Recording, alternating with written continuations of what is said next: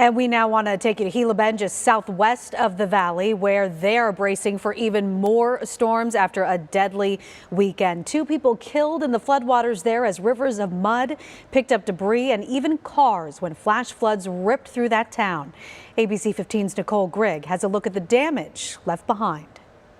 The mayor of Gila Bend estimating $10 million in damages. And to give you an idea of how much damage we're talking, you can see here just this pile of debris. This is the location where people are clearing out their homes, bringing their trash. It's now just sitting here in this pile.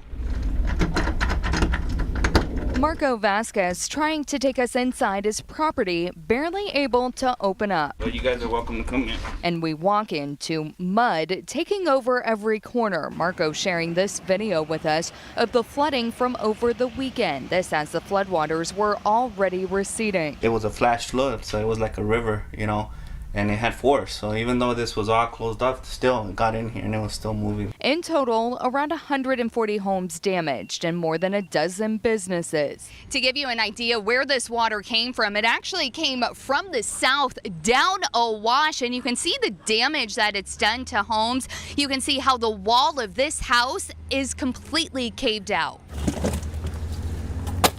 There was people climbing on top of their roofs. Heidi Engelking lives just down the road where behind this property you'll find cars that fell from a concrete slab into the wash before floating downstream. We found our building materials from our backyard actually 3 miles down that we had brought over.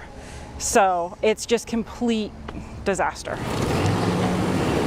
And on the other side of town, there are blocks and blocks of mud and debris. That's where we found Mayor Chris Rigg. We're in desperate need of help at this point. The mayor says the concern now is more storms expected this evening into tonight. He says this area is already so saturated and likely won't handle much more rain. We are preparing for a possible emergency evacuation. If we see, we'll have boots on the ground here tonight and tomorrow to ensure that if they start seeing similar conditions, we will notify the people to evacuate the area.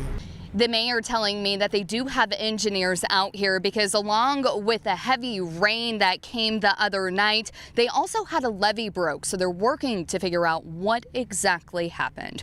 Reporting in Gila Bend, Nicole Grigg, ABC 15, Arizona.